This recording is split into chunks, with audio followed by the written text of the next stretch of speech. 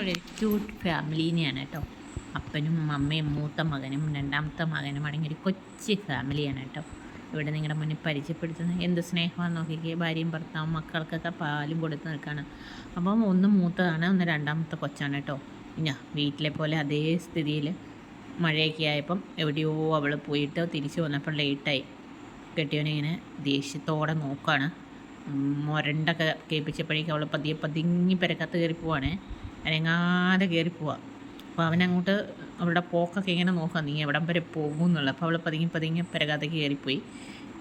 പോയി അവിടെ എത്തുമ്പോഴേക്കും നമ്മുടെയൊക്കെ വീട്ടിൽ കാണിക്കുന്നുണ്ട് പിള്ളേർ ഭയങ്കര കളിയും ചിരിയും ഒക്കെ ആയിട്ട് ഒരു കൊച്ചു ഫാമിലി. നോക്കിക്കേ, ഇതാണ് ശരിക്കും യഥാർത്ഥത്തിൽ മൃഗങ്ങളിലാണെങ്കിലും മനുഷ്യരിലാണെങ്കിലും ഒക്കെ ആ ഒരു കുഞ്ഞും ലൈഫ് നമ്മൾ കാണുന്നുണ്ട്. കണ്ടോ, അവൾ എങ്ങോട്ടാണ് പോകുന്നത് എന്ന് നോക്കി പോവാണ്. പിന്നീട് അവർ കാണുന്നത് എന്താണ്, മക്കളുടെ കളിയാണ് അവിടെ കാണുന്നത്. പിന്നെ പിള്ളേരവിടെ ഒന്നും കളിയും ചിരിയും ബഹളവും ഒക്കെ ആയിട്ട് പിള്ളേർ നടക്കുന്നു. അപ്പം ഒന്നും മൂത്ത കൊച്ചാണ്, ഒന്ന് രണ്ടാമത്തെ കൊച്ചാണ്, ഒന്നും കൂടി ഉണ്ട്, ഒരു പെൺകൊച്ചും കൂടി ഉണ്ട് ഇതിൽ മൂത്തത്.